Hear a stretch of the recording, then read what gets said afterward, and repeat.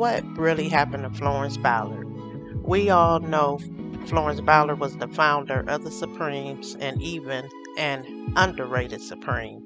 There were so many rumors pertaining to Flo's life, death, and her time at Motown.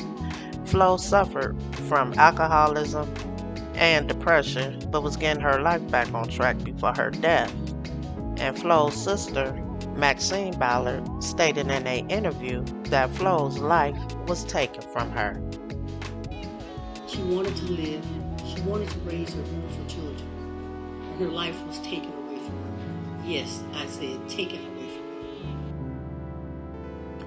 Florence Ballard was born June 30th, 1943 in Detroit, Michigan. Her parents were Jessie Ballard and Lurley Wilson Ballard.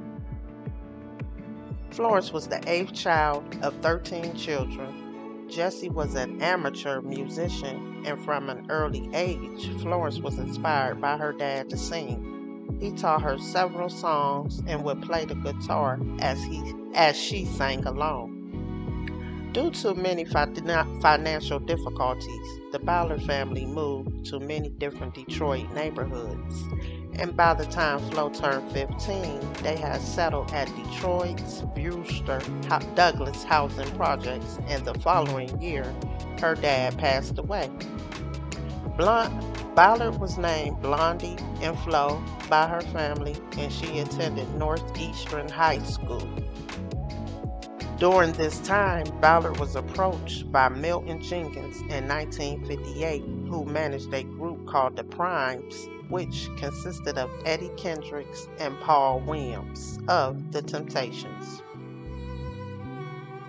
He liked Flo's voice and then asked her if she knew any other girls who could sing. Since Flo went to elementary school with Mary Wilson and Diana Ross, who lived close by at the Vista Projects, she asked both of them, and that is when the Primettes started.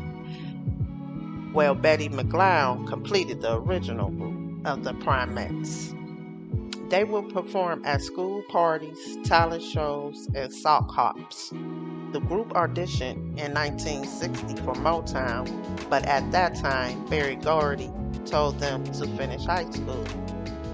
The group continued to perform, and one night in 1960, Ballard was leaving a sock hop at Detroit's Gravestone Ballroom she attended with her brother, but somehow they lost track of each other. A man named Reggie Harding, who was from a local high school and a known basketball player, asked Flo if she wanted a ride. Flo accepted his ride because she knew who he was, and she was allegedly the R word, which I can't say on this platform. Hopefully you guys get what I'm saying. The R word, S-A, by him in an empty Detroit parking lot. That affected Flo, and she began to seclude herself in her house and refused to go outside, which worried her group mates. A little while later, about weeks later, Ballard told Wilson and Ross what happened. Ross and Wilson were sympathetic, and it was never mentioned again. Ballard eventually dropped out of high school, although her group mates graduated. Later in 1960, the Primettes signed a contract with Blue Pine Records.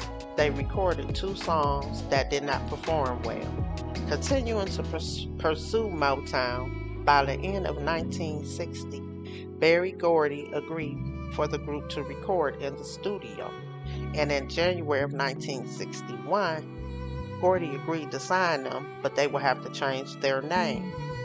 Because Ballard was the originator of the Primettes, she was given some names to choose, and she chose the Supremes. The other members were not pleased, and Diana felt they would be mistaken for a male vocal group. But on January 15, 1961, Gordy agreed to sign them under the name, and that was when the Primettes became the Supremes. The group struggled in their early years with the label. They released 8 singles that failed to hit the Billboard Hot 100. One track, Butter Popcorn, led by Ballard, was a regional hit in the Midwest but still failed the charts. In 1962, Ballard briefly sang with the Marvelettes while Wanda Young was on maternity leave. In the spring of 1964, the group released Where Did Our Love Go?, which became their first #1 hit on the Billboard Hot 100, including 10 #1 hits between 1964 and 1967. During this time, Ballard led several songs on the Supremes albums. Ballard often performed the Barbra Streisand standard People. Also, in 1967, Ballard began dating Thomas Chapman, a Motown record chauffeur. They married in a private celebration in Hawaii on February 29, 1968. They had 3 daughters, twins Michelle, Denise, and Nicole Renee, and Lisa Sabrina. The group started going through turmoil. According to Otis Williams, Other Temptations, Ballard's voice had a strong, churchy sound, and when she sang, you sat up in your chair. And Diana, on the other hand, had a high-pitched voice, and Gordy believed Diana would be more of an appeal to the white audience. Barry and Diana were also in a romantic relationship. And Barry also wanted to control Flo, and she was not having it. Barry was very controlling, and if he could not control you, he did not like you. During this time, Flo had got sick one night and asked Diana to lead the song by Barbra Streisand, People, for her.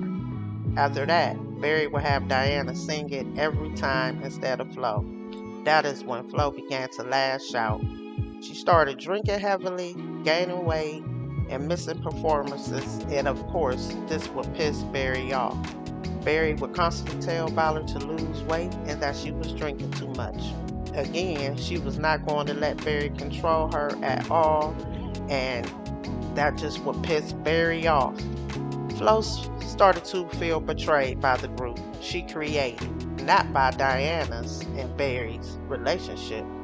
In my opinion, there would not have been no Supremes if it was not for Flo. And that is just my opinion. It was all about the money with Berry Gordy. When Flo heard the group was going to Diana Ross and the Supremes, that set Ballard off again. Allegedly, Diana had gotten high and mighty and would not speak to Flo and Mary at times, and did what she wanted to do. Ballard did not sing with the group for a while. Barry did have problems, and some places would not accept the Supremes because Florence was not there. The audience gravitated to Florence. Because of this, Barry brought Florence back, and she became more emboldened because she knew they needed her. But one night at the Flamingo in Las Vegas, she showed up drunk, and during the show, she stuck her stomach out to piss Gordy off, and doing other things to piss Gordy off, in which it did. He told Ballard to leave and replaced her with Cindy Birdsong from Patti LaBelle and the Bluebells. Cindy had been groomed by Diana and Barry. Cindy would travel with them and would be studying Flo's performance without Flo's knowledge. They did all this behind Flo's back. And in an interview, Patti LaBelle said she did not speak to Diana Ross for over 38 years and did not speak to Cindy for years when she left. Patti stated Diana is the one who called Cindy and felt that Diana could have told her first. But now they are good friends to this day. Diana and Patti put all that behind them. In February of 1968, Motown and Ballard negotiated she be released from the label, and she could not promote herself as a former Supreme. She received a one-time payment of $139,000, and that was stolen from her by her attorneys at the time. She ended up winning a settlement for that case later. In July of 1971, Ballard sued Motown for additional royalties and earnings. She lost the court battle, and Ballard ended up losing her house to foreclosure.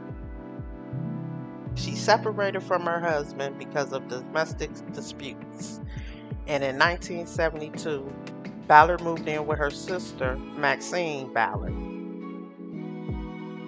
Her sister wrote the book, The True Story of Florence Ballard. In an interview, her sister said she wrote this book because there were so many rumors about Ballard, her family, and even about her death. Maxine Ballard did pass away on December 13, 2013. I tried to find her book online, tried to get the auto book. I could not find it anywhere. I don't know if it's because she passed, you can't find the book anymore, but she did write this book. And again, Maxine believes Flo's life was taken from her. In an interview, she explained how everything that was going on with Flo when she moved in with her. In the book where you would hear her screaming on the phone to Barry Gordy, or to the people at Motown about her money and about her business at hand. Is that correct? Yes. After Florence lost her home, she moved in with me with her children, with her 3 children, twins, and Michelle and Nicole, and baby Lisa. I call her baby Lisa to this day, even though they're all grown. They moved in with me, and she would drink a little bit, and of course she'd get on the phone and she'd call Motown, or she'd call Barry, or she'd call Diane, or she'd call Mary, and I imagine that it was just a frustrating experience for her because the phones, so many phones were smashed against the wall, and I think that it was because of the fact that I guess when a person's drinking, it's hard to communicate with someone. And she ended up getting very frustrated. Well, I tell you what we're going to do, Miss Ballard. In 1975, Ballard did an interview on the Dowell show where she talked about her mental anguish and how much she was making with the Supremes, and how she trusted Barry Gordy and felt that she had been betrayed by Barry. And just a dream when you learned that you were going to become recording stars. And even in those days, Florence, there were stories circulating then that people would come out, newspaper magazine stories, all the fan magazine stories, the movies saying that the Supremes were making millions of dollars. You never ever saw the millions of dollars, did you? No, I didn't. We received an allowance, $225 a week. The other money was supposedly put into savings accounts or stocks, bonds, or whatever. When you say supposed to have been put in there, tell me about that, Florence. What do you mean by that? Well, the money, for instance, we made on engagements, we never saw this money. It was sent back to Detroit, to Motown. To Motown Records. And so that was the last I heard of it. Did you have an attorney in those days? Did you sign a contract? Did you have any legal advice? All the people who were around you, wasn't there one soul who said, Florence, this is what you should do, this is the deal you should have, this is how your interests are being protected? Was there nobody like that? No, there wasn't. Tell me, where was all your trust and faith, and was every ounce of your trust in Barry Gordy, the president of Motown? Yes, I trusted Barry Gordy, because I was sure that he would take care of the money, you know. And I believe that the savings accounts and the stocks and bonds were there. Do you have any idea how much money the Supremes made in those years? You had 8 gold records in 2 years, I think. $5,000 a night was not an uncommon fee for you. Do you have any idea how much money you made? No, because I didn't receive any royalty statements or any other type of statements, and I never saw any other contracts that we had for different clubs. You signed the contracts, though, didn't you? Just a recording contract, but there are other contracts that's negotiated to perform in nightclubs. In other words, you didn't get a ton of money and then squander it. No. What do you think of Barry Gordy today? I dislike him very much, and because I trusted him so much, and and I also had a lot of respect for him at that time also, And after all this happened, after I found that I put my trust and faith and everything in this man, and the money wasn't there, I disliked him very much. We'll get back to In the interview with Flo's sister, she stated that she did not believe Flo died from natural causes, and there was a brown substance found in her stomach that was never identified. Maxine Ballard also said she privately confronted the man she suspected of being responsible for Flo's death. Told a lot of lies, were written about different things. Yes, they were, and and this is what I've tried to do in my book, The True Story of Florence Ballard, From Rags to Riches and Back to Rags. I tried to clear up a lot of the rumors and the misconceptions that have been going around for years concerning my family being illiterate, just so many things, and Florence dying from an overdose of barbiturates and alcohol, and even to the point of mentioning some of the things mentioned in the rumors was that she committed suicide. So in my book, that's why I try to dispel a lot of those rumors by including certain documents in the back of my book, such as a copy of her autopsy report, the death certificate, and also a copy of her birth certificate, because it was also rumored that she was born in Rosetta, Mississippi, in someone's book. No, she's in Detroit. Yes, and she was born in Detroit, Michigan. Well, I tell you what, Miss Ballard, what we're going to do right now, we're going to read to our listening audience exactly what Flo passed with and what was wrong with her when she passed. We're going to read that. So if anybody have any second thoughts about it, what actually happened, here we go. Read. Miss Ballard, yeah, this is from one of those documents that you mentioned in the back of your book. This is from the actual case history. It says, and I'm quoting here, the deceased had a history of consuming some amount of alcoholic beverages, as well as 3 medications, including 3 prescription drugs listed here. But it says blood alcohol at the time of her death was negative. Due to clinical circumstances surrounding the manner of her death, it is highly unlikely that the medications described were significantly contributory to the cause of death. Further toxicological studies in the blood taken shortly after hospital admission show no evidence of these drugs. Blood alcohol shows only a trace of alcohol and is therefore reported negative. In other words, ladies and gentlemen, she died of a blood clot in her heart. Yes, she did. And if anyone cares to get my book or buy the book, they can go on my website. Ballard struggled with alcoholism, depression, and poverty, but before her passing, things were looking good for Flo. She had gone to rehab treatment and was slowly recovering. She had bought a house and a car with the settlement she won from the attorneys that stole her settlement. She was writing a book about her life. She started reading the Bible more and was getting ready to sue Motown again. She told her family that she had lots of secrets. She told her family that she had a lot of secrets she knew about Berry Gordy and that she feared for her life because of this.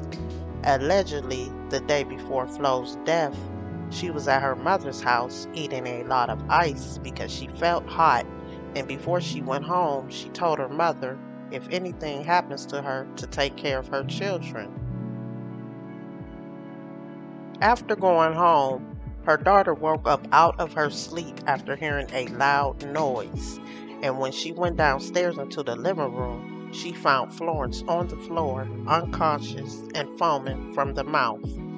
Flo's daughter called her aunt and told her aunt what had happened. Flo's sister contacted Flo's husband, Tommy, and his attitude was very nonchalant and he seemed to not really care. Flo had filed for divorce in 1973, but they reconciled in late 1975 prior to her passing.